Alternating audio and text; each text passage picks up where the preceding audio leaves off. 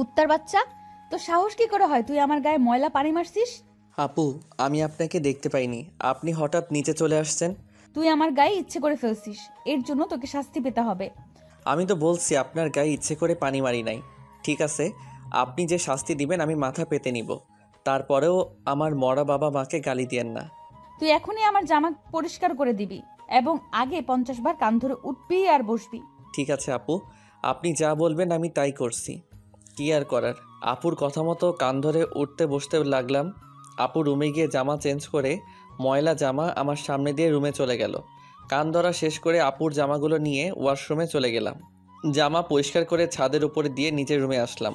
ওয়াশরুমে ঢুকে ফ্রেশ হয়ে কলেজে যাওয়ার জন্য রেডি হতে লাগলাম। রেডি হতে হতে আপনাদের পরিচয়টা দিয়ে দেই। আমি রাসেল।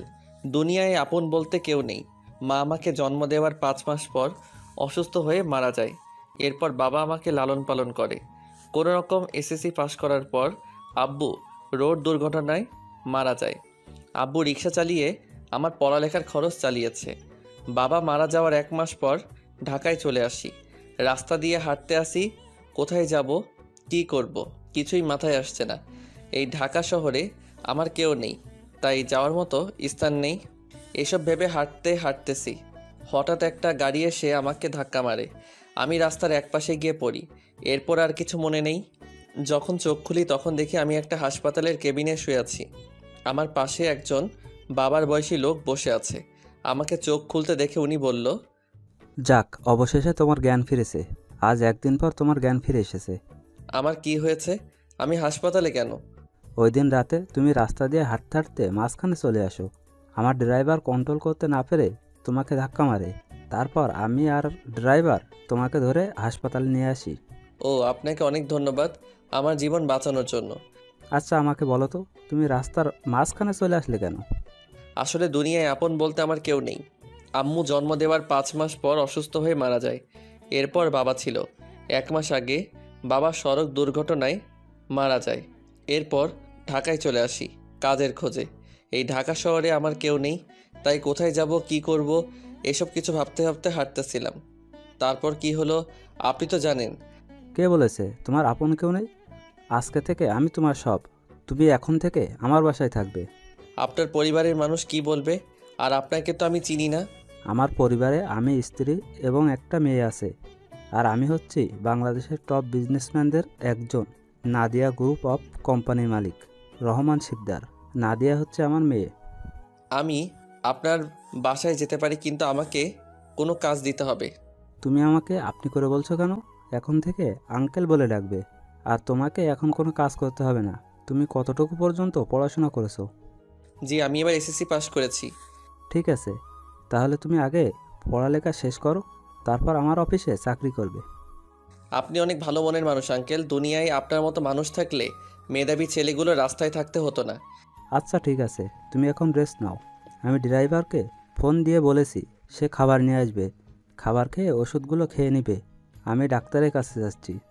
এই কথা বলে আঙ্কেল কেবিন থেকে বেরিয়ে গেল। আজ 2 দিন পর আমাকে আঙ্কেলের বাসায় নিয়ে আসছে। আমাকে আন্টির সাথে পরিচয় করিয়ে দিল। আন্টির কথা শুনে বুঝতে পারলাম উনি আঙ্কেলের মতো অনেক ভালো মানুষ। বিকালে ওনার মেয়ে কলেজ থেকে আসার পর আমাকে তার সাথে পরিচয় করিয়ে দিছে। নাদিয়া আপুর কথা শুনে বুঝতে পারলাম উনিও অনেক ভালো মানুষ। আমাকে কত সহজে আপন করে নিছে। সুন্দরভাবে চলছিল আমার জীবন। আমাকে নাদিয়া আপুর কলেজে ভর্তি করিয়ে দিছে। নাদিয়া আপু প্রতিদিন ওনার সাথে করে কলেজে নিয়ে যায়, আবার নিয়ে আসে। নাদিয়া আপু এবার ইন্টার ফাইনাল ইয়ারে পড়ে, আর আমি প্রথম ইয়ারে। বয়সে আমার চেয়ে 2 বছরের বড় হবে। এইভাবে দেখতে দেখতে একটা বছর কেটে গেল। কিন্তু হঠাৎ নাদিয়া আপুর ব্যবহার অন্যরকম হয়ে গেছে। আজ 1 মাস থেকে, আগে তো ভালো ছিল, কিন্তু হঠাৎ এত পরিবর্তন কেন? গতকাল রাতে অনেক বৃষ্টি হয়েছে, তাই ছাদে পাতা পড়ে পানি জমে গেছে। 1 বালতির মতো পানি হবে। আমি পানিগুলো কুড়িয়ে নিচে ফেলে দিলাম। হঠাৎ নিচের দিকে তাকিয়ে দেখি নাদিয়া আপু চোখ মুখ লাল করে দাঁড়িয়ে আছে। এরপর দ্রুত নিচে নেমে আসলাম। তারপর কি হলো আপনারা তো জানেন। আপনাদের সাথে কথা বলতে বলতে রেডি হয়ে নিচে চলে আসলাম। নিচে এসে দেখি আপু নাই, তাই আমি খালাকে জিজ্ঞেস করলাম, খালা, নাদিয়া আপু কোথায়? উনি কি নাস্তা করবে না? নাদিয়া ম্যাম তো নাস্তা করে গাড়ি নিয়ে কলেজে চলে গেছে। ও আচ্ছা, ঠিক আছে, তাহলে তুমি আমাকে নাস্তা দাও। আজকে আমার পাঠক পাঠিকা ভাই বোনদের সাথে কথা বলতে বলতে দেরি হয়ে গেছে। পাঠক পাঠিকা এরা আবার কারা? আরে খালা, যারা আমার গল্প নিয়মিত পড়ে তাদের বলছি। আমি এত কিছু বুঝি না, পড়ালেখা করি নাই, তাহলে বুঝবো কেমনে? তুমি বরং নাস্তা করে তাড়াতাড়ি কলেজে যাও। আমি আর কোনো কথা না বলে নাস্তা করে ব্যাগটা নিয়ে বাসার বাহিরে চলে আসলাম। তারপর একটা রিক্সা নিয়ে কলেজে যেতে লাগলাম। এবার আপনারা হয়তো বলবেন, আপনার আঙ্কেল আন্টি কোথায়? আসলে আঙ্কেল আন্টি গ্রামে আঙ্কেলের বাসায় গেছে। আজকে প্রায় 15 দিন হয়েছে, কবে আসবে সেটা এখনও বলে নাই। এই 15 দিন নাদিয়া আপু আমাকে গাড়ি করে কলেজে নিয়ে যায়নি। 15 দিন আগে শুধু গাড়িতে করে কলেজে নিয়ে যেত, কিন্তু আসার সময় নিয়ে আসতো না। আমি সেটা আঙ্কেল আন্টিকে বলি নাই, তাহলে আপুকে বকাঝকা করবে। আপু আমার সাথে খারাপ ব্যবহার করেছে ঠিকই, কিন্তু কখনো গায়ে হাত তোলে নাই। আজকে আমার দোষের কারণে থাপ্পড় মেরেছে। আমার দরকার ছিল নিচে তাকিয়ে পানিগুলো ফেলার, তাহলে আর আপুর গায়ে পড়তো না। কথা বলতে বলতে কলেজে চলে আসলাম। পকেটে হাত দিয়ে দেখি মানিব্যাগ আনতে ভুলে গেছি। সব পকেটে হাত দেখি 30 টাকার মতো আছে। রিক্সা ভাড়া মিটিয়ে কলেজের গেট দিয়ে ভিতরে ঢুকলাম। তারপর ক্লাসের সামনে চলে গেলাম। দেখি স্যার পড়া শুরু করে দিছে। স্যার, ভিতরে আসতে পারি? আরে রাসেল, তুমি আজকে এত দেরি কেন কলেজে আসতে? আসলে স্যার, বাসায় একটু কাজ ছিল, সেগুলো শেষ করে আসতে দেরি হয়ে গেছে। ঠিক আছে, এখন গিয়ে সিটে বসো। Okay sir. আমি আর কোনো কথা না বলে রাফির পাশে গিয়ে বসলাম। রাফি বলল, কি রে, তোর গাল লাল হয়ে আছে কেন? শালা, স্যার ধরতে পারে নাই, তুই শালা কিভাবে ধরলি? শোন, আমি তোর বেস্ট ফ্রেন্ড, তোর চেহারার দিক তাকালে আমি সব বুঝতে পারি। এখন বল, লাল হয়ে আছে কেন? নাদিয়া আপু কি তোর গায়ে হাত তুলেছে? তোকে কলেজ ছুটি হওয়ার পর সব খুলে বলবো। রাফি আর কোনো কথা বলল না। আসলে আমরা দুজন বেস্ট ফ্রেন্ড। আমি আমার সব কিছু ওর সাথে শেয়ার করি, আর রাফি তার সব কিছু আমার সাথে শেয়ার করে। রাফির বাবা আঙ্কেলের মতো একজন বিজনেসম্যান। সবগুলো ক্লাস শেষ করে দুই বন্ধু বাহিরে আসলাম। এবার বল, নাদিয়া আপু তোকে কেন মেরেছে? আসলে আমি আজকে সকালে, তারপর সব কিছু খুলে বললাম। এজন্য বুঝি তোর গায়ে হাত তুলবে? হাত তো তুলেছে, আবার কান ধরে উঠবস করিয়েছে, জামা কাপড় পরিষ্কার করিয়েছে। আচ্ছা, এসব কথা বাদ দেই, আমারই ভুল ছিল নিচে তাকিয়ে পানিগুলো ফেলার। ঠিক আছে চল, আজকে তোকে বাসায় নামিয়ে দিয়ে আসি। ঠিক আছে চলো। না করলাম না, কারণ আমার কাছে টাকা নেই। রাফির কাছ থেকে অনেক টাকা নিয়েছি, আবার টাকা দিতে গেলে নেয় না। নিজের কাছে খারাপ লাগে টাকার কথা বলতে। কথা বলতে বলতে বাসায় চলে আসলাম। রাফি গাড়ি নিয়ে চলে গেল। আসার সময় আপুকে কলেজে দেখলাম না, মনে হয় কোথাও গেছে। বাসার ভিতরে ঢুকে কলিং বেল চাপ দিলাম। খালা এসে দরজা খুলে দিল। আমি খালাকে বললাম, খালা, নাদিয়া আপু কি বাসায় আছে? তুমি যাওয়ার 30 মিনিট পর বাসায় চলে এসেছে, এখনো রুমে আছে, দেখে মনে হচ্ছে মন খারাপ। ঠিক আছে খালা, আমি রুমে গেলাম। আমি ফ্রেশ হয়ে আসছি, তুমি টেবিলে খাবার দাও। ঠিক আছে, যাও। আমি রুমে এসে ব্যাগটা টেবিলের উপর রেখে ওয়াশরুমে চলে গেলাম। ফ্রেশ হয়ে একটা জামা গায়ে দিয়ে নিচে চলে আসলাম।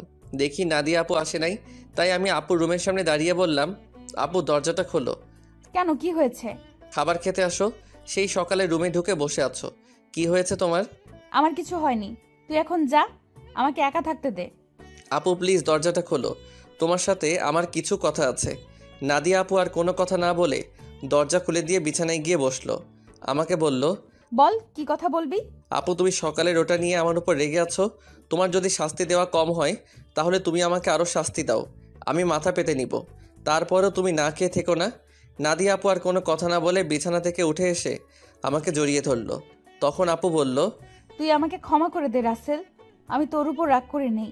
আমি একটা ছেলেকে ভালোবাসি, কিন্তু ছেলেটা অন্য একটা মেয়েকে ভালোবাসে, তাই ওর উপরে রাগ করে তোর সাথে খারাপ ব্যবহার করছি।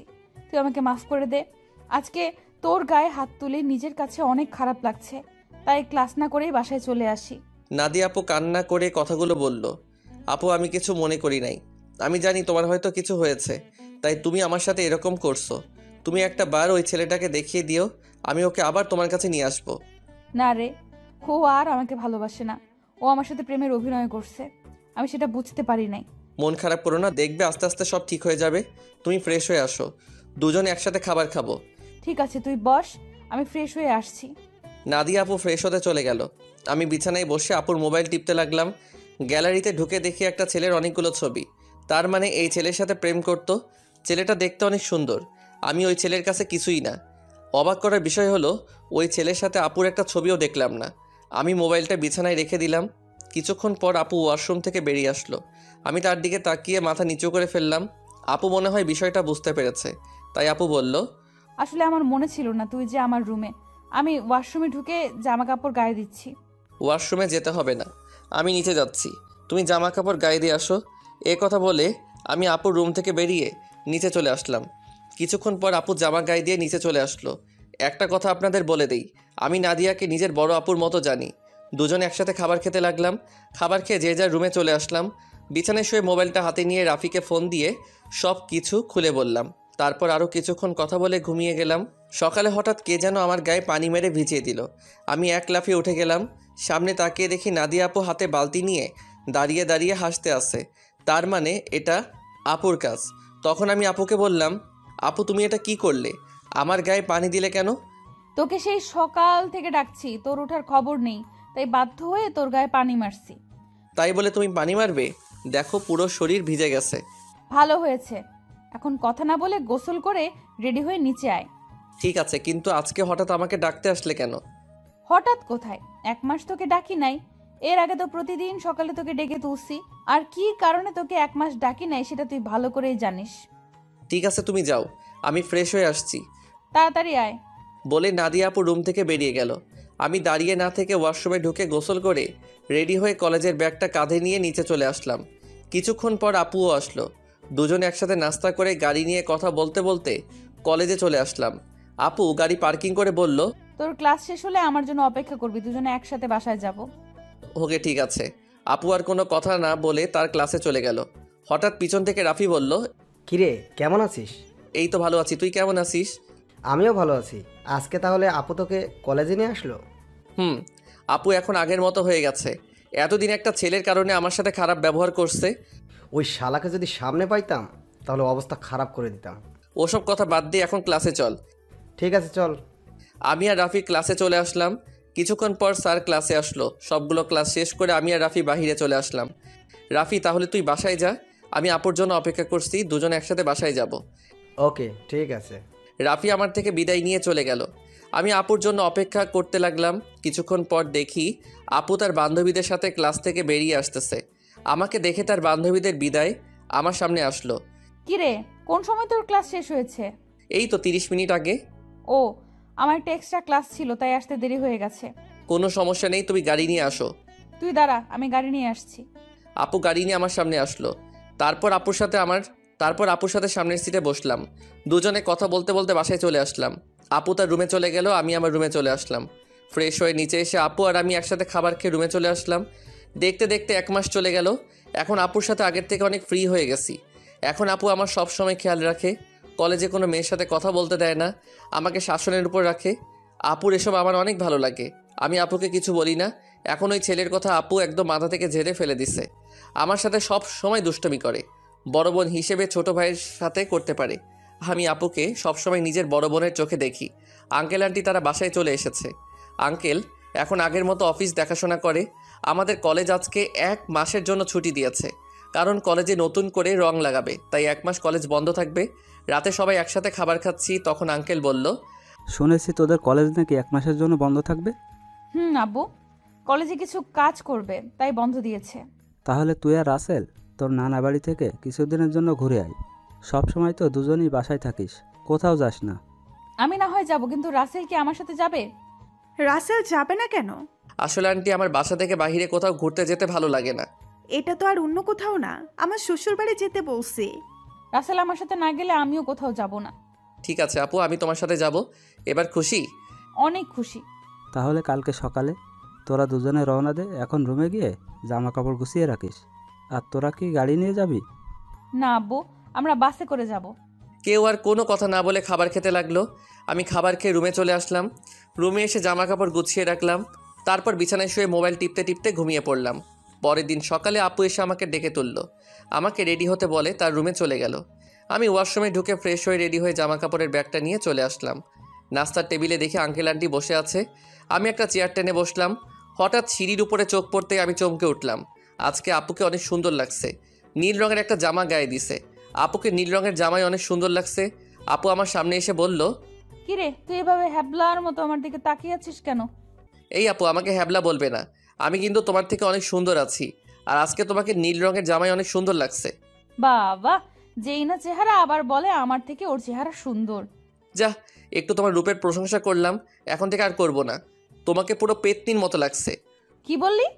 আমাকে পেতনির মতো লাগছে?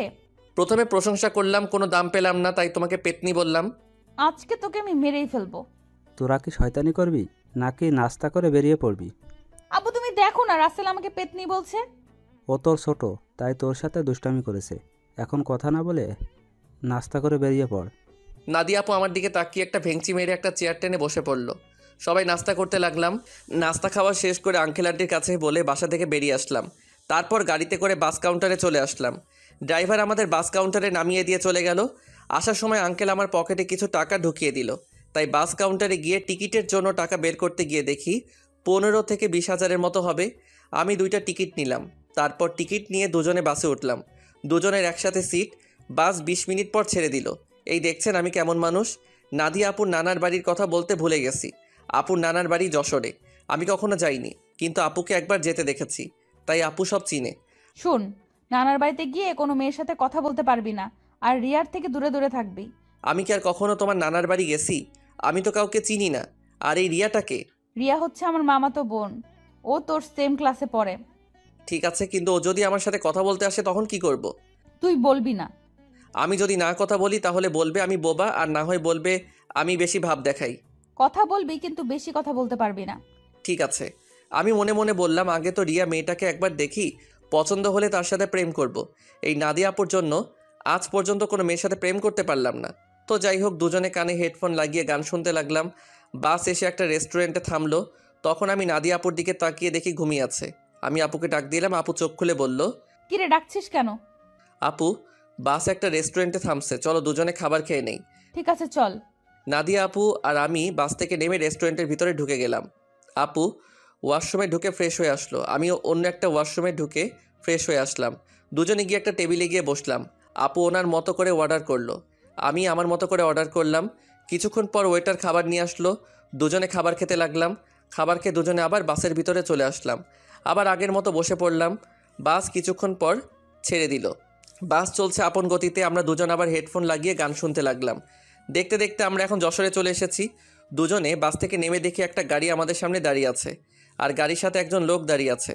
নাদিয়ার মামা বলে তাকে জড়িয়ে ধরলো। আসলে আমি কখনো আপুর মামাকে দেখি নাই। ওর মামা ঢাকায় মনে হয় সহজে যায়নি, তাই চিনতে পারলাম না। আমি আর আপু পিছনের সিটে বসলাম। তখন আপুর মামা বলল, তাহলে এ হচ্ছে রাসেল? মামা, ও হচ্ছে রাসেল। তুমি তো বাইরে ছিলে, তাই দেখো নাই। ও তার মানে নাদিয়ার মামা বাহিরে ছিল। তখন নাদিয়ার মামা বলল, কেমন আছো রাসেল? পড়ালেখা কেমন চলছে? জি মামা, আমি অনেক ভালো আছি, আর পড়াশোনা ভালোই চলছে। ও, তা কয়টা মেয়ের সাথে প্রেম করো? মামা আপনি এটা কি বলছেন? আরে সমস্যা নেই, আমাকে তোমার বন্ধু ভেবে বলতে পারো। প্রেম মনে হয় আমি কখনো করতে পারবো না। একটা পেতনির কারণে সবসময় আমাকে মেয়েদের থেকে দূরে সরিয়ে রাখে। ও মা, তাই? তা সে মানুষটাকে? আমি আপুর দিকে তাকিয়ে দেখি আমার দিকে চোখ লাল করে তাকিয়ে আছে। ভয়ে আমার গলা শুকিয়ে গেল, তাই কথা ঘুরিয়ে বললাম, আসলে আমার কলেজের এক ছেলে বন্ধু। সে বলেছে আমাদের দুজনের মধ্যে কেউ কখনো প্রেম করব না, কোনো মেয়ের সাথে বন্ধুত্ব করব না। এই কারণে আজ পর্যন্ত একটা প্রেম করতে পারলাম না। আমার কথা শুনে মামা হাসতে হাসতে শেষ। আপুর দিকে তাকিয়ে দেখে আবার মুচকি মুচকি হাসছে। যাক বাবা, এবার তাহলে বেঁচে গেছি। তা নাহলে খাচ্ছনি আজকে আমার অবস্থা খারাপ করে ছাড়তো। কথা বলতে বলতে মামা একটা বাসার ভিতরে গাড়ি ঢুকিয়ে দিল। আমি আর আপু গাড়ি থেকে নামলাম। আপু দৌড়ে ভিতরে চলে গেল। আমি এক জায়গায় দাঁড়িয়ে আছি। মামা গাড়ি পার্কিং করে আমার সামনে এসে বলল, কি ব্যাপার রাসেল, তুমি এখানে দাঁড়িয়ে আছো কেন? ভেতরে যাও। আমি কেমন করে যাব? আমি তো কাউকে চিনি না। আপু তো আমাকে না নিয়ে দৌড় দিয়ে ভিতরে চলে গেল। ও, এ ব্যাপার। ঠিক আছে, তুমি আমার সাথে আসো। এটা হচ্ছে আমাদের বাড়ি। আপনাদের বাড়িটা অনেক সুন্দর। এই বাড়িটা আব্বু বানিয়েছে প্রায় 5 কোটি টাকা খরচ করে। বাহির থেকে যদি এত সুন্দর হয়, না জানি ভিতরে দেখতে কেমন। তুমি ভেতরে আসো, তারপর দেখো কেমন লাগে। দুজনে কথা বলতে বলতে ভিতরে গেলাম। ভিতরে ঢুকে আমি তো আরও অবাক হয়ে গেলাম। পুরো বাড়িটা রাজপ্রাসাদের মতো। বাইরে থেকে ভেতরে কেমন লাগছে? অনেক সুন্দর মামা। গ্রামের ভেতরে আমাদের বাড়িটা 1 নম্বরে আছে। এমন বাড়ি আর কোথাও নেই। ঠিক আছে, তুমি ওপরে গিয়ে হাতের ডান পাশের রুমে চলে যাও। যতদিন এই বাড়িতে থাকবে ততদিন ওই রুমেই থাকবে। ওকে ঠিক আছে মামা। এই বলে আমি সিঁড়ি বেয়ে উপরে উঠলাম। তারপর হাতের ডান পাশের রুমে ঢুকে গেলাম। ভিতরে ঢুকে দেখি রুমটা অনেক সুন্দর। আমি কাঁধের ব্যাগটা বিছানায় রেখে জামা কাপড় বের করে ওয়াশরুমে ঢুকে গেলাম। গোসল করে একটা জামা গায়ে দিয়ে রুম থেকে বেরিয়ে আসতেই কারোর সাথে ধাক্কা খেয়ে নিচে পড়ে গেলাম। নিচে তাকিয়ে দেখি একটা মেয়ের গায়ের উপরে পড়ে আছি। মেয়েটা দেখতে খুবই সুন্দর, যে কোনো ছেলে দেখলে প্রেমে পড়ে যাবে। তো যাই হোক, আমি তাড়াতাড়ি মেয়েটার উপর থেকে উঠে গেলাম, হাত বাড়িয়ে মেয়েটাকে দাঁড় করালাম। তখন আমি বললাম, সরি, বিশ্বাস করুন আমি আপনাকে দেখতে পাইনি। সমস্যা নেই, কিন্তু আপনাকে তো ঠিক চিনতে পারলাম না। আপনি কে, আর আমাদের বাড়িতে কি করেন? আমি রাসেল, নাদিয়া আপুর সাথে এসেছি। আমি নাদিয়া আপুদের বাসায় থাকি। ও, তার মানে আপনি রাসেল। ফুপা ফুপির কাছে আপনার কথা শুনেছি। আমি রিয়া, নাদিয়া আপুর মামাতো বোন। ও, তার মানে আপু আসার সময় আপনার কথা বলছে? নাদিয়া আপু আপনাকে আমার ব্যাপারে কি বলেছে? তেমন কিছু না, বলছে আপনি নাকি আমার সেম ইয়ারে পড়েন। বাকিটা বললাম না, শুনলে রিয়া কষ্ট পাবে, তাই ওই কথা বললাম না। তখন রিয়া বলল, ও, তার মানে আপনি আমার সেম ইয়ারে পড়েন।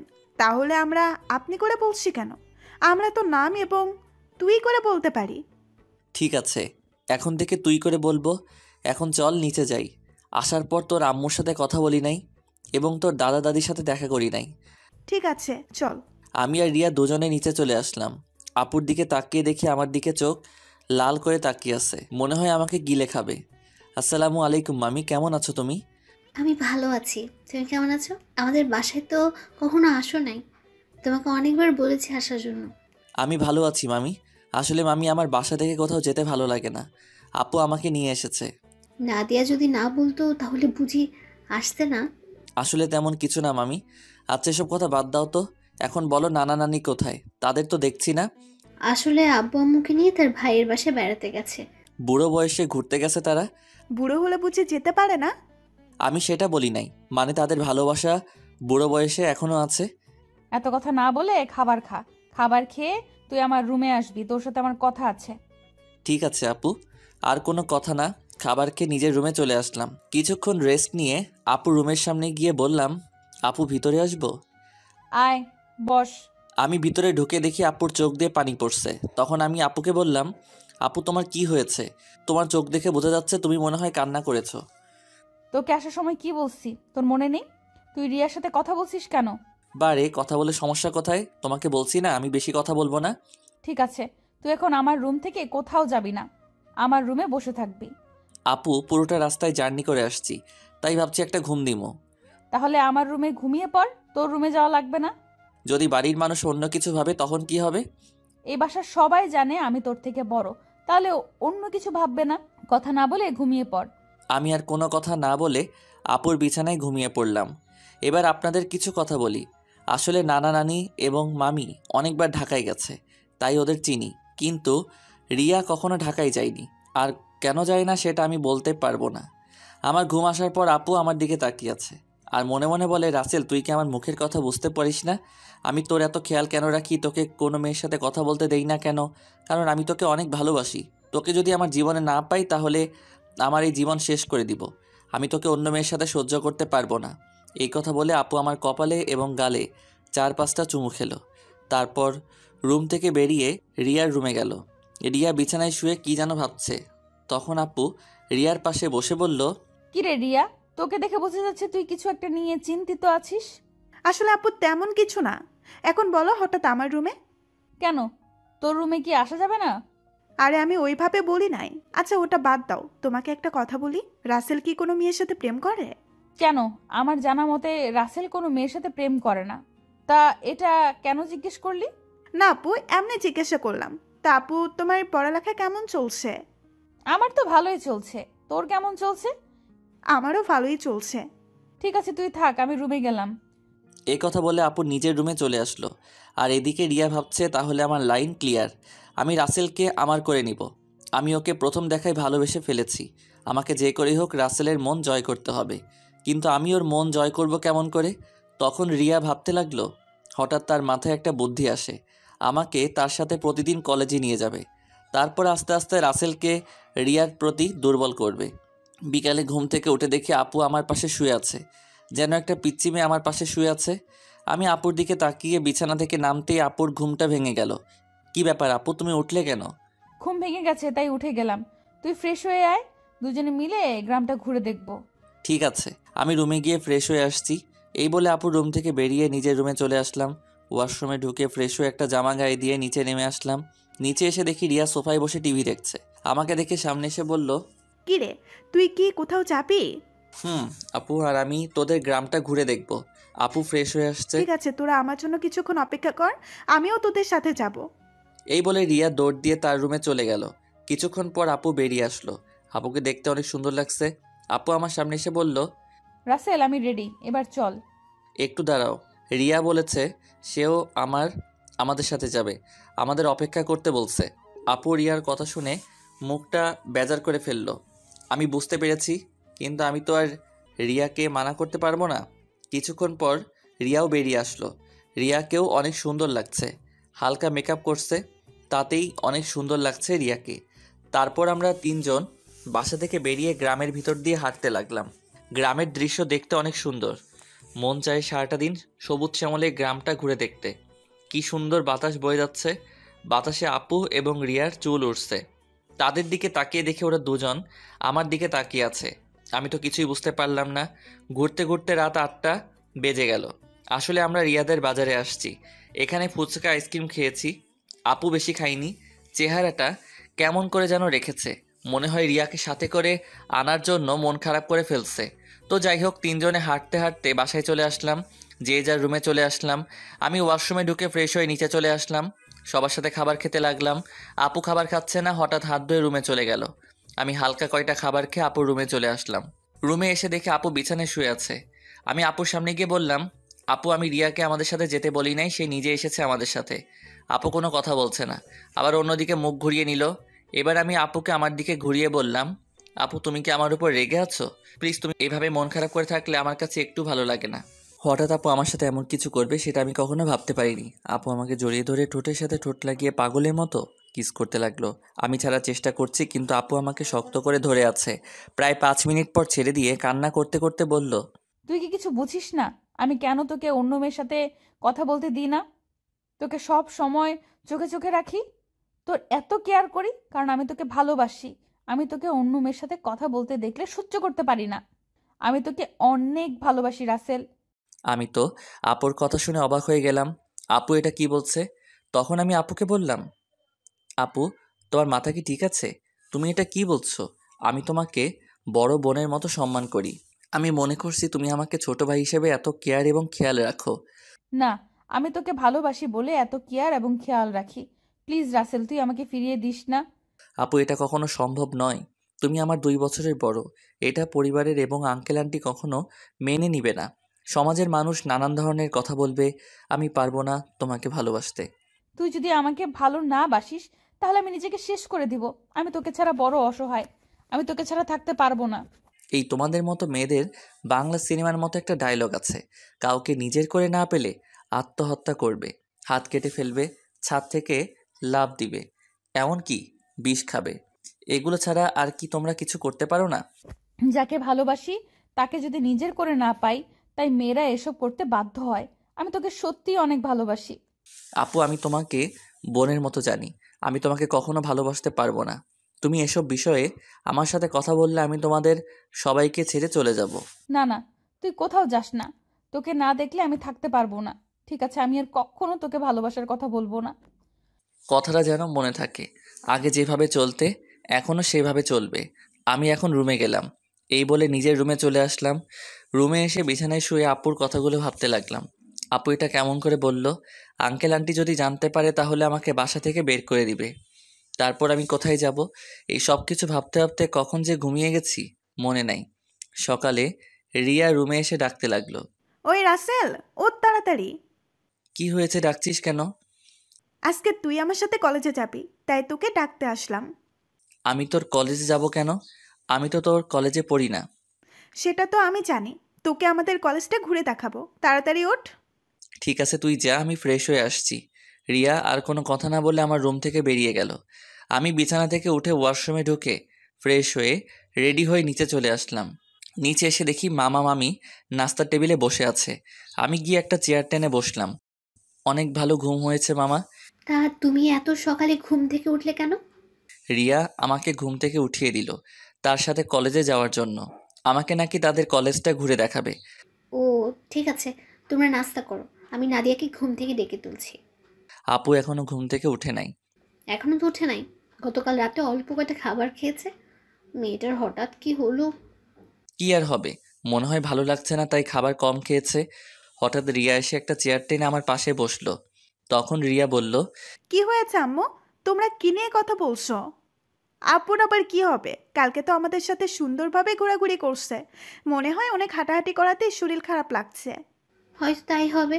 ঠিক আছে, তোরা নাস্তা করে কলেজে যা। আমি নাদিয়ার ঘুম থেকে উঠলে তাকে জিজ্ঞেস করব। কেউ আর কোনো কথা না বলে নাস্তা খেতে লাগলো। আর আমি তো জানি আপু কেন এমন করছে।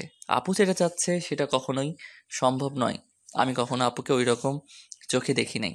রিয়া আর আমি নাস্তা করে মামাকে বলে বাসা থেকে বেরিয়ে আসলাম। তখন রিয়া বলল, আচ্ছা রাসেল, দেখ তো আমাকে কেমন লাগছে। আমি তো এতক্ষণ রিয়ার দিকে খেয়াল করি নাই।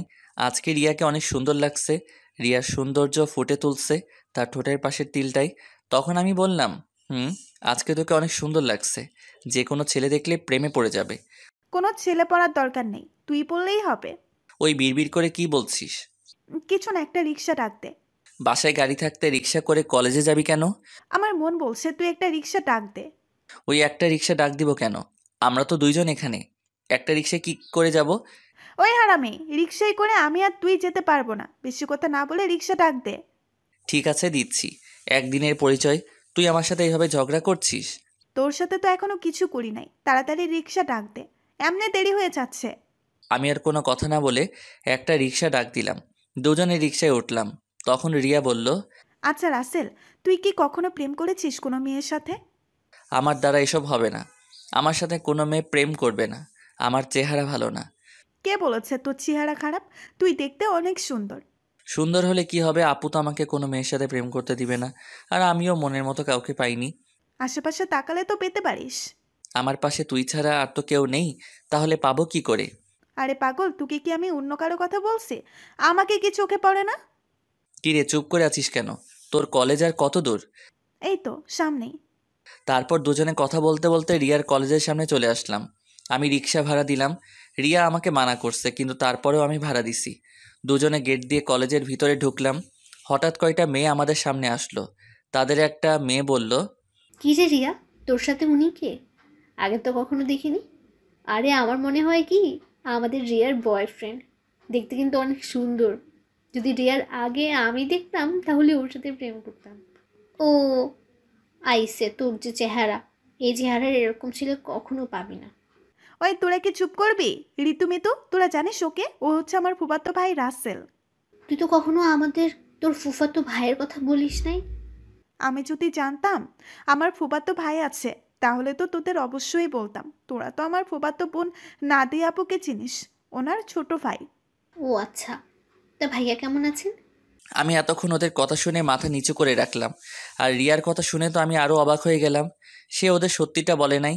তখন আমি বললাম, প্রথম কথা হচ্ছে আমাকে ভাইয়া বলে ডাকা যাবে না। আমি তোমাদের সাথে সেম ইয়ারে পড়ি। আর আলহামদুলিল্লাহ আমি আছি। আপনারা সবাই কেমন আছেন? যেহেতু আমাদের সাথে পড়েন তাহলে আমাদের আপনি না, তুই করে বলবেন। আমরাও ভালো আছি। ঠিক আছে, পরে কথা বলা যাবে, এখন ক্লাসে চল। আমি বলি কি, তোরা ক্লাসে যা, আমি বাসায় চলে যাই। আমি এখান থেকে কি করব?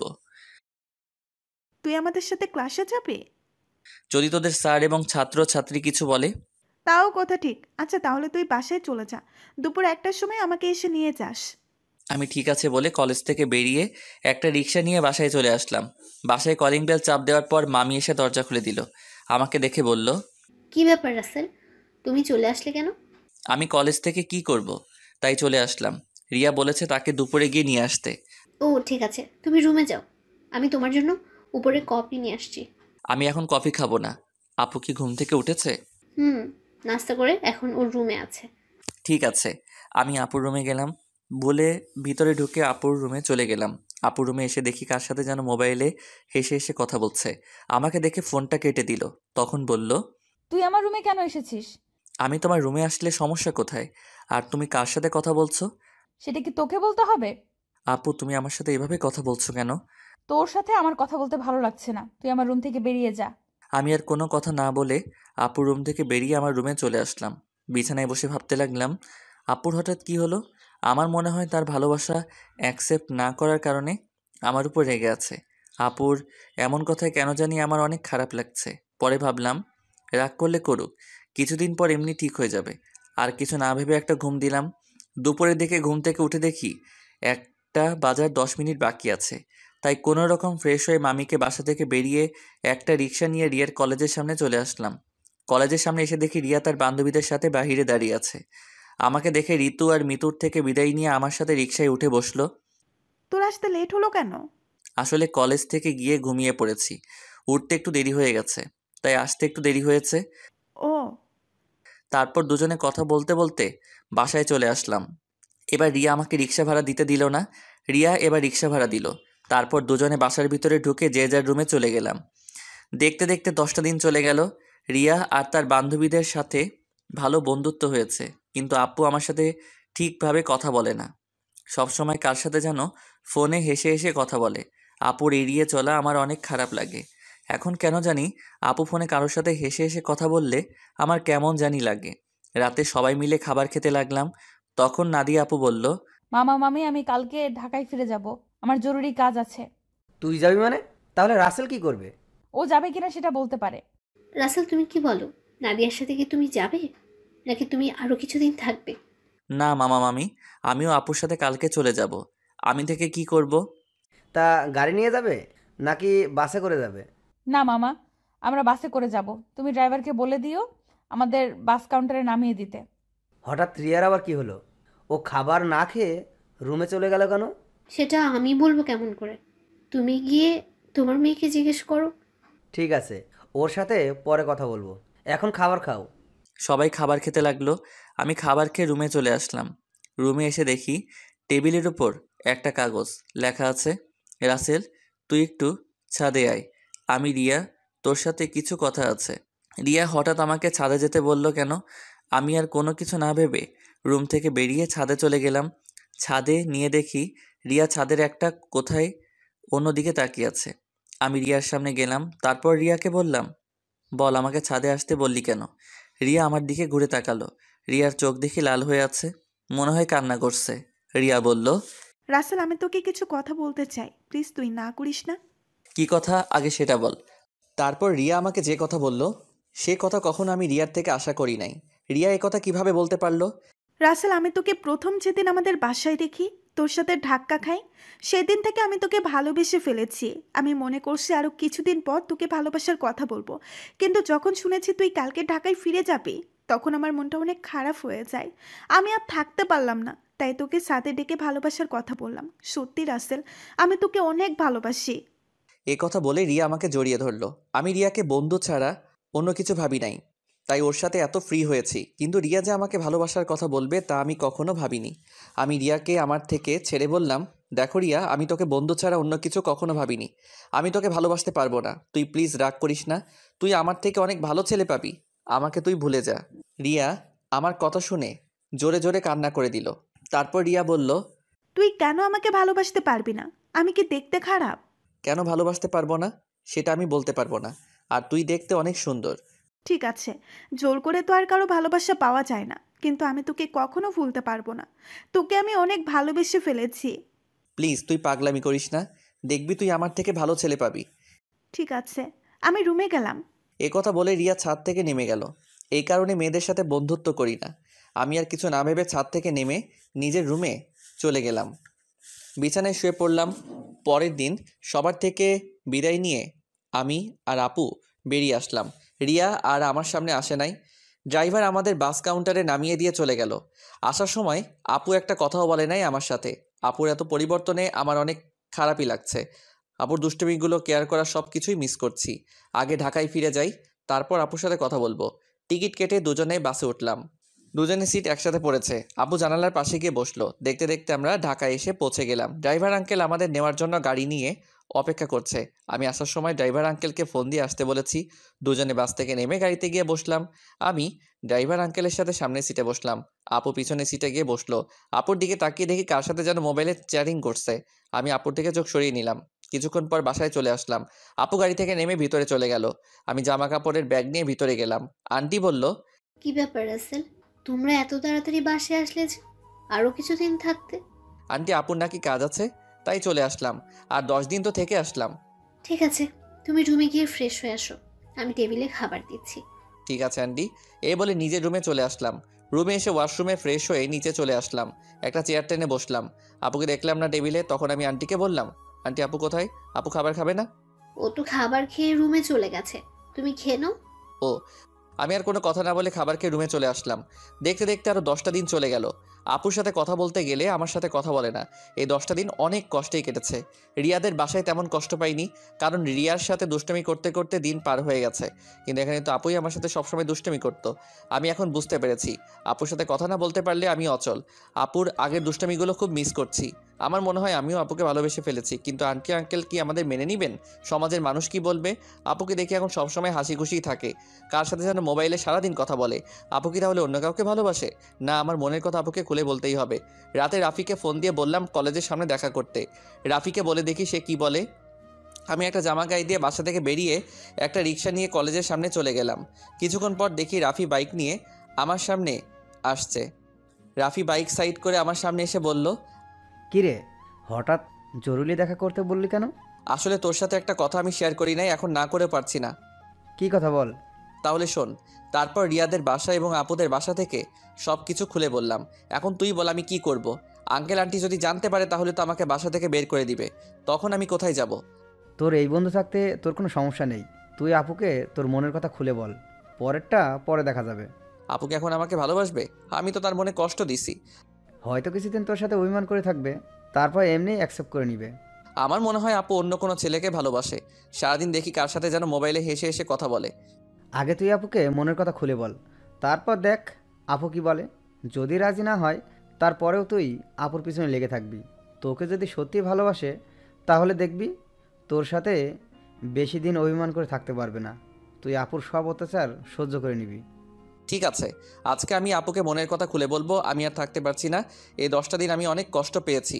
ওকে চল, তোকে বাসায় নামিয়ে দিই। ঠিক আছে চল। আমি রাফির বাইকে করে বাসায় চলে আসলাম। রাফি আমাকে নামিয়ে দিয়ে চলে গেল। বাসার ভিতরে ঢুকে দেখি একটা গাড়ি, কিন্তু গাড়িটা তো আঙ্কেলের না। তাহলে বাসায় কারা এসেছে? আমি দরজার সামনে দাঁড়িয়ে কলিং বেল চাপ দিলাম। খালা এসে দরজা খুলে দিল। আমি ভিতরে ঢুকে দেখি আপু শাড়ি পরে মেহমানদের সামনে বসে আছে। আবার একটা ছেলে দেখি তাদের সাথে আছে। আঙ্কেল দেখি বাসায়। সবাইকে অনেক খুশি খুশি লাগছে। আমাকে দেখে আঙ্কেল বলল, রাসেল, তুমি সকালে কোথায় গিয়েছিলে? আঙ্কেল আঙ্কেল রাফির সাথে ছিলাম। ও, তা দাঁড়িয়ে আছো কেন? বসো। দেখো, নাদিয়াকে ওরা দেখতে এসেছে। তাদের নাদিয়াকে পছন্দ হয়েছে। এখন বিয়ের দিন তারিখ ঠিক করবে। নাদিয়াপুর বিয়ের কথা শুনে আমার পায়ের নিচের মাটি সরে গেল। এখনই সবার সামনে বলতে ইচ্ছে করছে, নাদিয়াপু তুমি বিয়েটা করো না। আমি তোমাকে ছাড়া থাকতে পারবো না। আমি তোমাকে অনেক ভালোবেসে ফেলেছি, কিন্তু সেটা আর বলতে পারছি না। তাদের দেখে বোঝা যাচ্ছে তারা এই বিয়েতে অনেক খুশি। সবচেয়ে বড় কথা হলো আপুকেও দেখি অনেক খুশি। তাদের এই খুশির মাঝে আমার ভালোবাসার কথা বলতে পারবো না। আমি চাই না আমার কারণে তাদের খুশি নষ্ট হয়ে যাক।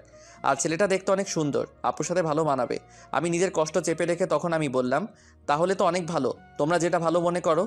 তোর কি ছেলেকে পছন্দ হয়েছে? ওনাকে পছন্দ না হওয়ার কি আছে? দেখতে অনেক সুন্দর, আপুর সাথে ভালো মানাবে। তাহলে আমরা বিয়ের 3 তারিখ ঠিক করতে পারি। তারপর তারা বিয়ের দিন তারিখ ঠিক করলো। আগামী শুক্রবার আপুর বিয়ে। আমি আর তাদের মধ্যে না থেকে নিজের রুমে চলে আসলাম। দরজা আটকে দিয়ে অনেক কান্না করতে লাগলাম। জীবনে কোনো মেয়েকে ভালোবাসি নাই, এই প্রথম একজনকে ভালোবাসলাম, কিন্তু তাকে আর বলতে পারলাম না। বলার আগেই তার বিয়ে ঠিক হয়ে গেল। হঠাৎ আমার মোবাইলটা বেজে উঠলো। দেখি রিয়া ফোন দিছে। আজকে এতদিন পরে রিয়া আজকে ফোন দিছে। চোখের পানি মুছে ফোনটা রিসিভ করলাম। কিরে, কেমন আছিস? আছি কোনো রকম। তুই কেমন আছিস? আমি আলহামদুলিল্লাহ ভালো আছি। মামা মামি তারা কেমন আছে? সবাই ভালো আছে, কিন্তু তোর কথা কেমন জানি লাগছে। কি হয়েছে তোর? আমার তো কিছুই হয়নি। তুই মনে হয় আমার কাছে কিছু লুকাচ্ছিস। বল কি হয়েছে তোর? বলতে পারি, কিন্তু তুই আমাকে কথা দিতে হবে, তুই কাউকে কিছু বলবি না। ঠিক আছে, বলবো না। এবার বল। তাহলে শোন। এটা তুই কি বলছিস? আমি ফুপা ফুপির সাথে কথা বলি? না রে, তারা শুনলে অনেক কষ্ট পাবে। তারা এই বিয়েতে অনেক খুশি। তাহলে তুই কষ্ট পাচ্ছিস কেন? আমি কষ্ট পেলে কিছু হবে না। আমি চাই না আমার কারণে তাদের আশা ভরসা সব নষ্ট হয়ে যাক। তুই কি পারবি আপুকে ভুলে থাকতে? আমাকে ভুলে থাকার চেষ্টা করতে হবে। এই বিয়েতে আপু রাজি আছে। তাহলে আপু যখন তোকে ভালোবাসার কথা বলেছে তখন রাজি হোস নাই কেন? তখন তো আমি আপুকে ওই চোখে দেখি নাই, আমার বড় বোনের মতো দেখেছি। আর আঙ্কেল আন্টি এবং সমাজের কথা চিন্তা করে আপুকে মানা করে দেই। তখন যদি রাজি হইতি তাহলে আজকে আর কষ্ট পেতে হতো না। এখন তুই কি করবি? এখন আমি আপুকে ভুলে থাকার চেষ্টা করব। আপুর বিয়ে হয়ে গেলে আঙ্কেল আন্টি একা হয়ে যাবে। তাই আমি চাই বাকিটা জীবন তাদের সাথে পার করে দিতে। ঠিক আছে, তাহলে ভালো থাকিস। আর যা কিছু করিস চিন্তা ভাবনা করে করিস। বাই। এই বলে রিয়া ফোন কেটে দিল। আমার চোখ দিয়ে আবার পানি পড়তে শুরু করলো। কান্না করতে করতে নিচে ঘুমিয়ে গেলাম। রাতে সবাই টেবিলে বসে খাবার খেতে লাগলাম। তখন আঙ্কেল বলল, রাসেল, আমি চাই নাদিয়ার বিয়ের সব কিছু তুমি করবে। ঠিক আছে আঙ্কেল। আরে রাসেল, তোমার চোখ দুটো লাল হয়ে আছে কেন? কি হয়েছে তোমার? আসলে আন্টি চোখে কি যেন পড়েছে, তাই লাল হয়ে গেছে। চিন্তা করবেন না, এমনি ঠিক হয়ে যাবে। আমি নাদিয়া আপুর দিকে তাকিয়ে দেখি এক মনে খাবার খেয়ে যাচ্ছে। আমি তার থেকে চোখ সরিয়ে হালকা খাবারকে রুমে চলে আসলাম।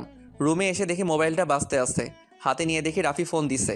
আমি রিসিভ করার পর রাফি বলল, কিরে কেমন আছিস? আপুকে কি ভালোবাসার কথা বলেছিস?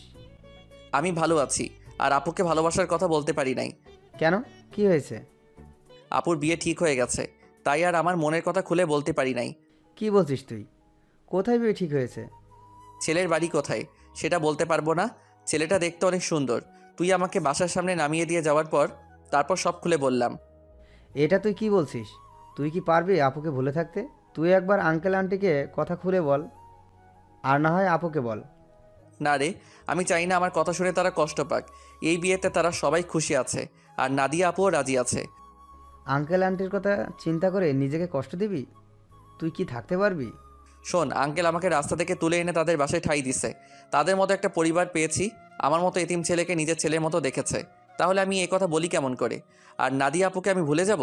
কিছুদিন গেলে সব কিছু ঠিক হয়ে যাবে। তুই মানুষ না রে, তুই একটা ফেরেশতা। তোর মতো বন্ধু পাওয়া ভাগ্যের ব্যাপার। ঠিক আছে, ভালো থাকিস। কালকে থেকে বিয়ের সব কিছু আমাকে করতে হবে, আজকে আঙ্কেল বলেছে। ওকে, ভালো থাকিস। আল্লাহ হাফেজ। এই বলে রাফি ফোন কেটে দিল। আমি নিজেকে যতই শক্ত রাখার চেষ্টা করি, কিন্তু আমি তা পারছি না।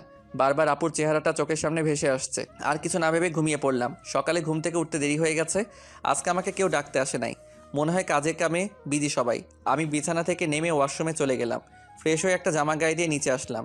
নিচে এসে একজনকে দেখে আমি পুরো অবাক হয়ে গেলাম। এ আর কেউ নয়, আপুর সাথে যে ছেলের বিয়ে ঠিক হয়েছে সেই ছেলে। আমি এখনও ওনার নাম জানি না। আমাকে দেখে ডাক দিল, আসসালামু আলাইকুম দুলাভাই, কেমন আছেন? আলহামদুলিল্লাহ ভালো আছি। তুমি কেমন আছো? আমিও ভালো আছি। দুলাভাইয়ের নামটা তো জানা হলো না, তা হঠাৎ বিয়ের আগে শ্বশুরবাড়িতে? আমার নাম রনি। নিজেদের অফিস দেখাশোনা করছি। আর আজকে নাদিয়াকে নিয়ে মার্কেটে যাব বিয়ের কেনাকাটা করতে। আমি চাই নাদিয়ার পছন্দের মতো সব কিছুই কিনে দিতে। খুব ভালো। তা আপু কোথায়? নাদিয়া রেডি হয়ে আসছে, তুমিও আমাদের সাথে চলো। না দুলাভাই, আঙ্কেল আমাকে বিয়ের সব কিছুর দায়িত্ব দিছে।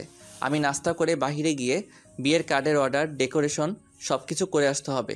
আমার হাতে অনেক কাজ। আপনি আপুকে নিয়ে যান। তোমার যখন কাজ আছে তাহলে তো আর জোর করা যাবে না। চলুন, নাস্তা করবেন। আমি বাসা থেকে করে এসেছি, তুমি করে নাও। ঠিক আছে বলে নাস্তার টেবিলে চলে আসলাম। খালা আমাকে নাস্তা দিয়ে গেল। হঠাৎ সিঁড়ির ওপর চোখ গেল। দেখি আপু সুন্দরভাবে সেজে গুজে নিচে নামছে। আপুকে দেখতে অনেক সুন্দর লাগছে। আপু আমার দিকে তাকাতে আমি চোখ সরিয়ে নিলাম। তারপর তারা দুজনে বাসা থেকে বেরিয়ে গেল। আমি হালকা নাস্তা করে বাসা থেকে বেরিয়ে রিক্সা নিয়ে রাফিদের বাসার সামনে চলে আসলাম। ভাড়া মিটিয়ে কলিং বেল চাপ দিলাম। কিছুক্ষণ পর রাফির আম্মু দরজা খুলে দিল। আসসালামু আলাইকুম আম্মু, কেমন আছো? আম্মু, কাজে অনেক বিজি ছিলাম, তাই তোমার সাথে দেখা করতে পারি নাই। প্লিজ আম্মু, তুমি আমার উপর রাগ করে থেকো না। আম্মু আমাকে জড়িয়ে ধরে কপালে 2টা চুমু দিল। তারপর বলল, এতদিন পর তোর এই আম্মুর কথা মনে পড়েছে? সরি আম্মু, আমার ভুল হয়ে গেছে, আর কখনো এমন ভুল করব না। ঠিক আছে, এখন ভেতরে আয়। রাফি তার রুমে আছে, তুই ওর রুমে যা, আর আমি কফি পাঠিয়ে দিচ্ছি। ঠিক আছে আম্মু। আমি ভিতরে ঢুকে উপরে রাফির রুমে যেতে লাগলাম। এবার আপনাদের বলি, রাফির আম্মু জানে আমার আব্বু আম্মু নেই, আমি একটা এতিম ছেলে। তখন রাফির আম্মু আমাকে বলে, কে বলেছে তোর আব্বু আম্মু নেই? আজকে আমি তোর আম্মু। এখন থেকে আমাকে আম্মু বলে ডাকবি। এখন আমার 2 ছেলে। এরপর থেকে রাফির আম্মুকে আমি আম্মু বলে ডাকি। রাফির রুমে এসে দেখি রাফি বিছানায় শুয়ে মোবাইল টিপতে আছে। আমাকে দেখে উঠে বসলো। কিরে, তুই কখন আসলি? এই তো কিছুক্ষণ আগে। তা তুই আসবি, আমাকে তো বললি না। আমি তো এমনি আসি নাই। আপুর বিয়ের সব দায়িত্ব আঙ্কেল আমাকে দিছে। আমি তো একা একা সব কিছু করতে পারবো না, তাই তোকে নিয়ে সব কিছু করব। নিজের ভালোবাসার মানুষের বিয়ের সব দায়িত্ব পালন করবি? তোর কি একটুও কষ্ট হচ্ছে না? কষ্ট হলে তো কিছুই করার নেই। আঙ্কেল আন্টির সুখের জন্য আমি সব কিছু করতে রাজি আছি। এখন তাড়াতাড়ি রেডি হয়ে নে, হাতে অনেক কাজ আছে। ঠিক আছে, তুই বস, আমি ফ্রেশ হয়ে আসছি। এটা বলে রাফি ওয়াশরুমে ঢুকে ফ্রেশ হয়ে আসলো। আম্মু এসে আমাদের কফি দিয়ে গেল। দুজনে কফি খেয়ে আম্মুর রুম থেকে বিদায় নিয়ে বাইরে চলে আসলাম। বাইক নিয়ে দুজনে বেরিয়ে পড়লাম। প্রথমে বিয়ের কার্ডের অর্ডার দিলাম, তারপর বাকি যে কাজ ছিল সব কিছুর কাজ সেরে বাসায় চলে আসলাম। রাফি আমাকে বাসার সামনে নামিয়ে দিয়ে চলে গেল। আমি বাসার ভিতরে ঢুকে কলিং বেল চাপ দেওয়ার পর খালা এসে দরজা খুলে দিল। সব কাজ শেষ করে আসতে সন্ধ্যা হয়ে গেছে। আমি আর বাহিরে দুপুরে খাবার খেলাম। ভিতরে ঢুকে দেখি আঙ্কেল আন্টি সোফায় বসে কফি খাচ্ছে আর কথা বলছে। আমাকে দেখে আঙ্কেল ডাক দিল। আমি গিয়ে তাদের পাশে বসলাম। রাসেল, সব কাজ কি শেষ? জি আঙ্কেল, কালকে সকালে ডেকোরেশনের সব লোক মালপত্র নিয়ে চলে আসবে, আর বিয়ের কার্ড কালকে বিকালে নিয়ে আসতে বলেছে। ফুলের লোক গায়ে হলুদের দিন সকালে আসবে। ঠিক আছে, তুমি এখন রুমে গিয়ে ফ্রেশ হয়ে কিছুক্ষণ রেস্ট নাও, কালকে আবার কাজে লেগে পড়তে হবে। ঠিক আছে আঙ্কেল, এই বলে নিজের রুমে চলে আসলাম। ওয়াশরুমে ঢুকে ফ্রেশ হয়ে বিছানায় শুয়ে পড়লাম। রাতে খাবার খাওয়ার জন্য খালা ডেকে গেছে, তাই বিছানা থেকে উঠে নিচে চলে আসলাম। টেবিলের সামনে গিয়ে দেখি আঙ্কেল আন্টি আর আপু বসে আছে। আমি একটা চেয়ার টেনে বসলাম। আন্টি খাবার বেড়ে দিল। আপুর দিকে তাকিয়ে দেখি এক মনে খাবার খেয়ে যাচ্ছে। আমার দিকে একটাবার তাকালো না। আমি খাবার খেয়ে নিজের রুমে চলে আসলাম। তারপর বিছানায় শুয়ে পড়লাম। পরের দিন বিকালে বিয়ের কার্ড নিয়ে আসলাম। তখন আমি আঙ্কেলকে বললাম, আঙ্কেল বিয়ের কার্ডগুলো কি করব? তোমার বন্ধু বান্ধব কতজন আছে তাদের একটা করে দিয়ে আসো, আমি কিছু রাখছি, আর বাকিগুলো নাদিয়াকে দিয়ে আয়। আঙ্কেল আমার তেমন বন্ধু নেই, আমার একমাত্র বন্ধু রাফি এবং তার পরিবার। ঠিক আছে, তাদের বিয়ের কার্ড দিয়ে এসো, আমি কিছু রাখছি, বাকিগুলো নাদিয়াকে দিয়ে আয়। আঙ্কেল কিছু কার্ড রাখলো। বাকিগুলো নিয়ে আপুর রুমের সামনে গেলাম। বাহির থেকে বললাম, আপু ভিতরে আসতে পারি? আয়। আমি ভিতরে ঢুকে দেখে আপু বিছানায় বসে আছে, কিন্তু অবাক করার বিষয় হলো আপুর চোখ দুটো লাল হয়ে আছে। আমাকে দেখে বলল, কেন এসেছিস? আসলে আপু, আঙ্কেল বলেছে বিয়ের কার্ডগুলো তোমাকে দিতে, তোমার বন্ধু বান্ধবকে দেওয়ার জন্য। ঠিক আছে, রেখে যা। আমি বিছানার উপরে কার্ডগুলো রেখে যেই না রুম থেকে বেরিয়ে যাব, তখন আপু আমাকে পিছন থেকে জড়িয়ে ধরে কান্না করে দিল। আমি আপুকে আমার দিকে ঘুরিয়ে বললাম, আপু তুমি কান্না করছো কেন? তুই কি মানুষ নাকি অন্য কিছু? আপু হঠাৎ এই কথা বললে কেন? আমাকে রিয়া ফোন করে সব বলে দিছে। তুই আমাকে ভালোবাসার কথা বললি না কেন? আমি তোমাকে যেদিন বলতে যাব সেদিন দেখি তোমাকে ছেলেপক্ষ দেখতে এসেছে, তাই আর বলি নাই। তুই তো আমাকে একটাবার বলে দেখতি, তোকে আমি এখনো অনেক ভালোবাসি। সেটা আর কখনো সম্ভব না। তোমার বিয়ে ঠিক হয়ে গেছে। এই বিয়েতে আঙ্কেল আন্টি অনেক খুশি। আমি চাই না তাদের মনে কষ্ট দিতে। তুই মা বাবার সুখের কথা চিন্তা করে নিজের ভালোবাসা কোরবানি করে দিবি? এছাড়া আমার কোনো উপায় নেই। ঠিক আছে, তুই যখন মা বাবার সুখের কথা চিন্তা করে আমাকে বিয়ে করবি না, তাহলে আমি রনিকে বিয়ে করব, কিন্তু কখনো রনিকে স্বামীর অধিকার দিব না। আমি তোকে ভালোবাসি আর সারা জীবন বেঁচে যাব। আপু তুমি এমন পাগলামি করো না। আমাকে তুমি ভুলে যাও। নিজের বাবা মার কথা একটাবার চিন্তা করো। তোমার এই বিয়েতে তারা অনেক খুশি। তুই আমার রুম থেকে বেরিয়ে যা। যে ছেলে নিজের ভালোবাসার মানুষকে অন্য ছেলের হাতে তুলে দিতে রাজি আছে, সে কখনো কাউকে ভালোবাসতে পারে না। আমি আর কোনো কথা না বলে নিজের রুমে চলে আসলাম। নিজের চোখ দিয়ে 2 ফোঁটা পানি পড়ে গেল। আপু আমি তোমাকে অনেক ভালোবাসি। তুমি যদি আমার জায়গায় হতে তাহলে তুমি তাই করতে। আমার কিছু করার নেই। দেখতে দেখতে বিয়ের দিন চলে এসেছে। আপুর বিয়েতে সবাই এসেছে। আজকে আপুর গায়ে হলুদ। আপুকে স্টেজে আনা হয়েছে। এক এক করে সবাই আপুকে হলুদ লাগাতে লাগলো। আমি একটু দূরে দাঁড়িয়ে দাঁড়িয়ে দেখতে লাগলাম। হলুদ শাড়িতে আপুকে অনেক সুন্দর লাগছে, যেন একটা পরী সামনে বসে আছে। রিয়া আমার সামনে এসে বলল, কি রে, এখানে দাঁড়িয়ে আছিস কেন? এমনি দাঁড়িয়ে আছি। তুই কি মনে করেছিস আমি কিছু বুঝি না? এখনো সময় আছে, তুই মামা মামিকে সবকিছু খুলে বল। না রে, আমি চাই না তাদের মনে কষ্ট দিতে। তোর কি কষ্ট হচ্ছে না? আমি চুপ হয়ে গেলাম। মনে মনে বললাম, আমার ভিতরটা ফেটে যাচ্ছে, কিন্তু আমি এখন কি করব? আমাকে চুপ থাকতে দেখে রিয়া আবার বলল, কি রে, কথা বলছিস না কেন? আমার ভালো লাগছে না, তুই আমাকে একটু একা থাকতে দে। রিয়া আর কোনো কথা না বলে চলে গেল। হঠাৎ আঙ্কেল আমার সামনে এসে বলল, কী ব্যাপার রাসেল, তুমি এখানে দাঁড়িয়ে আছো কেন? যাও নাদিয়াকে হলুদ লাগিয়ে দিয়ে আসো। যাচ্ছি আঙ্কেল বলে স্টেজে উঠে নাদিয়া আপুর সাথে বসলাম। আপু আমার দিকে করুণ চোখে তাকালো। আমি একটু হলুদ আপুর গালে লাগিয়ে দিলাম, তারপর মিষ্টি আপুর মুখের সামনে ধরলাম, কিন্তু আপু খাচ্ছে না, আমার দিকে তাকিয়ে আছে। তখন আন্টি বলল, কিরে নাদিয়া, রাসেল তোর মুখের সামনে মিষ্টি ধরে রেখেছে, তুই খাসনি কেন? আন্টির কথা শুনে আপু হালকা একটু মিষ্টি খেলো। তারপর আপু আমাকে একটু মিষ্টি খাইয়ে দিল। আমি আর বসে না থেকে ছাদে চলে গেলাম। অনেক কষ্টে আপুর সামনে চোখের পানি আটকে রেখেছি। ছাদের কিনারে দাঁড়িয়ে কান্না করতে লাগলাম। আজকে রাতটা পার হলে কালকে আপুর বিয়ে হয়ে যাবে। নিজের চোখের সামনে কিভাবে দেখবো আপুর বিয়ে? আমার চোখের পানি কোনো বাধা মানছে না, অঝোর ধারায় পানি পড়তে লাগলো। ছাদে কতক্ষণ ছিলাম বলতে পারবো না। আমার একটা জিনিস কিছুতেই মাথায় ঢুকছে না, রাফিক আজকে গায়ে হলুদ হয়ে দেখলাম না, ও কোথায়? আমাকে তো বলেছে সন্ধ্যার পরে চলে আসবে, আম্মু আব্বু তারা এসেছে, কিন্তু তাকে দেখলাম না। পকেট থেকে মোবাইল বের করে রাফিকে ফোন দিলাম, কিন্তু তার মোবাইল বন্ধ বলছে। আমি আর কিছু না ভেবে নিচু নামতে যাব, হঠাৎ ছাদে কারো আসার শব্দ পেলাম। নিচের দিকে তাকিয়ে দেখি আপু ছাদের দিকে আসছে। আপু আমাকে দেখে হাত ধরে টেনে ছাদের কিনারে নিয়ে আসলো। তখন আপু বলল, নিজেকে এত কষ্ট দিচ্ছিস কেন? রাসেল, এখনো সময় আছে। তুই আব্বু আম্মুকে সবকিছু খুলে বল। তুই যদি বলতে ভয় পাস তাহলে আমি বলি। না আপু, তুমি এই কাজগুলো কখনো করবে না, তারা শুনলে অনেক কষ্ট পাবে। আমি চাই না তারা আমার কথা শুনে কষ্ট পাক। তুই কি পারবি আমাকে ছেড়ে থাকতে? আমাকে পারতেই হবে। রাসেল, শেষবারের মতন আমার একটা কথা রাখবি? কি কথা বলো? তুই কালকে আমার সামনে আসিস না। আমি তোকে সামনে দেখলে কবুল বলতে পারবো না। ঠিক আছে, আমি তোমার সামনে থাকবো না। আমাকে জড়িয়ে ধরে একটা কিস করবি। কালকের পর তো অন্য পুরুষের সাথে থাকতে হবে। এখানে অন্য পুরুষ কোথায় থেকে আসলো? সে তো হবে তোমার স্বামী। কিন্তু আমি তো তাকে কখনো স্বামী হিসেবে মানবো না। আমি শুধু তোকে ভালোবাসি। প্লিজ আপু, তুমি আমাকে ভুলে যাও, স্বামী সংসার নিয়ে নতুন জীবন শুরু করো। আমি কখনো তোকে ছাড়া নতুন জীবন শুরু করতে পারবো না। আপু, তোমাকে আমার কসম দিয়ে বলছি, তুমি আঙ্কেল আন্টির মনে কষ্ট দিও না। সব বাবা মা চায় তার মেয়ে যেন সুখে থাকে। ঠিক আছে, তুই যা বলছিস তাই হবে। এখন আমাকে শেষবারের মতন জড়িয়ে ধরে একটা কিস কর। তোর কাছে এটাই আমার শেষ চাওয়া। আপু, তোমাকে জড়িয়ে ধরতে পারবো, কিন্তু কিস করতে পারবো না। এটা একমাত্র তোমার স্বামীর অধিকার। ঠিক আছে, তাহলে জড়িয়ে ধর। আমি আপুকে জড়িয়ে ধরলাম। আপু শুধু চোখের পানি ফেলছে।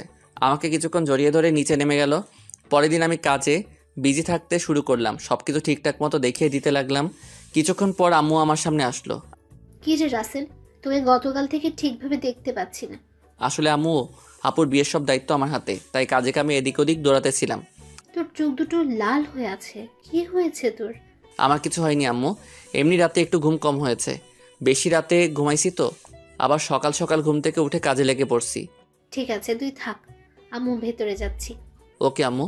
আচ্ছা আম্মু, রাফি কোথায়? গতকাল থেকে রাফিকে দেখছি না, ওর মোবাইল বন্ধ। আমাকে তো বলছে তার কি একটা কাজ আছে, তাই সে আসতে পারবে না, কিন্তু আজকে দুপুরে চলে আসবে বলেছে। মোবাইল বন্ধ কেন সেটা তো বলতে পারবো না। ও, আম্মু আর কোনো কথা না বলে চলে গেল। আমি আবার কাজে লেগে পড়লাম। দেখতে দেখতে দোলা আসার সময় হয়ে গেছে। এদিকে আমার সব কিছু ঠিকঠাক মতো হয়ে গেছে। আমি রুমে এসে ফ্রেশ হয়ে একটা পাঞ্জাবি গায়ে দিয়ে রুম থেকে বেরিয়ে যেতেই হঠাৎ রিয়া আমার রুমে আসলো। কিরে তুই হঠাৎ আমার রুমে? রাসেল, তোর অনেক কষ্ট হচ্ছে তাই না রে? আমি সব কষ্ট মাটি চাপা দিয়ে আর দিচ্ছি। হয়তো নাদিয়া আপু আমার কপালে ছিল না, তাই এরকম আমার সাথে হয়েছে। আমি তার জন্য দোয়া করি, সে যেন স্বামী সংসার নিয়ে সুখে থাকে। তোকে কিছু বলার ভাষা আমার নেই। তুই আসলে মানুষ না, তুই একটা ফেরেশতা। ঠিক আছে, দুলা আসার সময় হয়ে গেছে, এখন বাইরে যেতে হবে। চলো দুজনে একসাথে যাই। ঠিক আছে, চল। আমি আর রিয়া রুম থেকে বেরিয়ে গেটের সামনে গেলাম, দেখি জামাই চলে এসেছে। আমি জামাইকে দেখে অন্যদিকে চলে গেলাম। সবাই জামাইকে নিয়ে ভিতরে ঢুকলো, তারপর স্টেজে নিয়ে বসালো। কিছুক্ষণ পর নাদিয়া আপুকে নিয়ে বসালো। আজকে আপুকে লাল বেনারসিতে অনেক সুন্দর লাগছে। আপুকে জামাইয়ের সাথে বসানো হলো, আর তারপর দিকে তাকাতে লাগলো, হয়তো আমাকে খুঁজতে আসে, কিন্তু আমি লুকিয়ে লুকিয়ে তাকে দেখছি। কিছুক্ষণ পর কাজে এসে বিয়ে পড়াতে কিছুক্ষণ যখন নাদিয়া আপুকে কবুল বলতে বললো, তখন আপু চুপ করে আছে। সবাই আপুকে বলছে কবুল বলার জন্য, কিন্তু আপু বলছে না। যেই না আপু সবার জোরাজোরিতে কবুল বলতে যাবে, তখন হঠাৎ রাফি কোথা থেকে এসে বলল, এই বিয়ে বন্ধ করুন। কী হয়েছে রাফি, তুমি বিয়ে বন্ধ করতে বললে কেন? আপনারা যার সাথে আপুকে বিয়ে দিচ্ছেন তার সম্বন্ধে ভালো করে খোঁজখবর নিয়েছেন? কি বলতে চাও তুমি? সবাই তো বলছে ছেলে ভালো। এই ছেলে ভালো না, ও একটা মেয়েকে বিয়ে করবে বলে তার সব কিছু কেড়ে নিয়েছে। তোমার কাছে কি প্রমাণ আছে যে রনি খারাপ ছেলে? আমি জানতাম আপনারা এটাই বলবেন, তাই তো ওই মেয়েকে সাথে করে নিয়ে এসেছি। কোথায় আপু, সামনে আসো। রাফির কথা শুনে একটা মেয়ে সবার সামনে আসলো। মেয়েটাকে দেখে রনির চোখ বড় বড় হয়ে গেল। তখন রাফি বলল, বোন, তুমি সবার কাছে সত্যিটা খুলে বলো। আমার নাম মিম। রনি আর আমার 1 বছরের সম্পর্ক। সে আমাকে বিয়ে করবে বলে আমার সব কিছু কেড়ে নিয়ে গেছে। কিছুদিন আগে সে আমাকে বলে তাকে ভুলে যেতে, আর নাকি তার অন্য জায়গায় বিয়ে ঠিক হয়েছে। আমার সাথে নাকি প্রেমের অভিনয় করেছে। আমার ছেলে যে তোমার সাথে খারাপ কিছু করেছে তার কি প্রমাণ আছে? আমার মোবাইলে আমার আর রনির একসাথে ছবি আছে, এবং কিছু নেগেটিভ ছবিও আছে, চাইলে দেখতে পারেন। বলে মোবাইলটা রনির বাবার হাতে দিল। তখন রনির আব্বু বলল, আমি তোমাদের দুজনের ছবি শুধু দেখেছি, আর ওগুলো দেখতে চাই না। রহমান সাহেব, আপনি আমাকে ক্ষমা করে দিন। আমি জানতাম না আমার ছেলে এতটা খারাপ। যদি জানতাম তাহলে কখনোই আপনার মেয়ের জন্য বিয়ের প্রস্তাব নিয়ে আসতাম না। আমি আজকে ওদের দুজনকে বিয়ে দিব। পারলে আমাকে মাফ করে দিবেন। এই বলে রনির বাবা মিম এবং রনিকে নিয়ে তারা বাসা থেকে বেরিয়ে গেল। সবাই এখন চিন্তা করছে নাদিয়ার কি হবে। তখন আঙ্কেল বলল, এখন আমার মেয়েটার কি হবে? এখন ওকে কে বিয়ে করবে? তখন রাফি আর রিয়া আঙ্কেলের সামনে গিয়ে বলল, আঙ্কেল, আপনি কোনো চিন্তা করবেন না, আপুর বিয়ে আজকে এবং এখনই হবে। তুমি কি বলছো রাফি? আমার মেয়েকে বিয়ে করবে? সে আর কেউ নয়, আমি রাসেলের কথা বলছি। রাসেল আর নাদিয়া আপু দুজনকে পাগলের মতো ভালোবাসে। শুধু আপনাদের সুখের কথা চিন্তা করে নিজের ভালোবাসা কোরবানি দিতে চেয়েছে। কারণ মামা, তুমি ওকে রাস্তা থেকে তুলে এনে নিজের বাসায় ঠাঁই দিছো, তাই তোমাদের নুন খেয়ে তোমাদের মনে কষ্ট দিতে চাইনি। আমি আপনাকে সব কিছু খুলে বলি। আঙ্কেল রাফির কথা শুনে আমার সামনে এসে ঠাস করে একটা থাপ্পড় মেরে বলতে লাগলো, নিজেকে খুব মহান মনে করছিস, তাই না? আমি কি কখনো তোর চাওয়া পাওয়া অপূর্ণ করেছি? তোকে আমি বাইরের ছেলে মনে করেছি? তুই কেন এমন করছিস? আমি তোমাদের সাথে প্রতারণা করতে পারবো না। আমি আপনাদের দুজনকে সবসময় নিজের মা বাবার মতো দেখে এসেছি। আমি একটা এতিম ছেলেকে ঠাঁই দিয়ে নতুন জীবন দিয়েছেন। আমি কি করে আপনাদের মনে কষ্ট দেই? আরে আমি তোকে কখনো অন্যভাবে দেখিনি। আমি তোকে নিজের ছেলের মতো জানি। তুই আমাদের কাছে একটাবার বলে দেখতি, আমি কখনো মানা করতাম না। এটা শুনে আমি তো আরো খুশি হয়েছি। আচ্ছা তোর কথা বাদ দিলাম, নাদিয়া তো আমাদের খুলে বলতে পারতি। আমি তোমাদের সবকিছু খুলে বলতে চেয়েছি, কিন্তু রাসেল আমাকে মানা করেছে, আবার আমাকে কসম দিছে। ঠিক আছে, এখন সব বাদ। এখন রাফি, তুমি রাসেলকে তৈরি করে নিয়ে আসো। ঠিক আছে আঙ্কেল। এ বলে রাফি আমাকে নিয়ে ওপরে চলে আসলো। আমি সাথে সাথে রাফিকে জড়িয়ে ধরে কান্না করে দিলাম। তারপর বললাম, কি রে, কেমনে কি? আমার পাঠক পাঠিকারা তো কিছুই বুঝতে পারছে না, একটু সবাইকে খুলে বল। ঠিক আছে, বলছি। আমি গতকাল দুপুরে মার্কেটে যাচ্ছিলাম আপুর বিয়ের উপহার কিনতে। তখন হঠাৎ দেখি একটা মেয়ে রনির মতো একটা ছেলের সাথে কথা বলছে। হঠাৎ ছেলেটা মেয়েটাকে ঠাস করে 2টা থাপ্পড় মেরে চলে যায়। ছেলেটা যে সময় গাড়িতে উঠবে তখন তার চেহারা দেখে অবাক হয়ে যায়, কারণ সে ছিল রনি ভাই। আমি আর দাঁড়িয়ে না থেকে মেয়েটার কাছে গেলাম। তখন তাকে জিজ্ঞেস করি, ওই ছেলেটার সাথে তোমার কি সম্পর্ক? তারপর মেয়েটি সব খুলে বলে। কি বলেছে আপনারা তো সব জানেন। তুই মিমের সব কথা শুনে কি বলছিস? আমি ওর কথা শুনে তাকে নিয়ে বাসায় চলে আসলাম। আব্বু আম্মুকে বললাম, আমার বন্ধু, তোমরা সবাই বিয়ে বাড়িতে চলে যাও, আমি বিয়ের দিন যাব। আমার বন্ধুর সাথে আমার কিছু কাজ আছে। আব্বু আম্মু পরে কিছু বলে নাই? মানে একটা মেয়ের সাথে তোর কি কাজ? তুই তো জানিস আব্বু আম্মু আমাকে অনেক বিশ্বাস করে, তার ছেলে কখনো খারাপ কাজ করবে না। আব্বু আম্মু চলে আসার পর কোনো রকম রাতটা কাটিয়ে পরের দিন বিয়ে বাড়িতে নিয়ে আসলাম।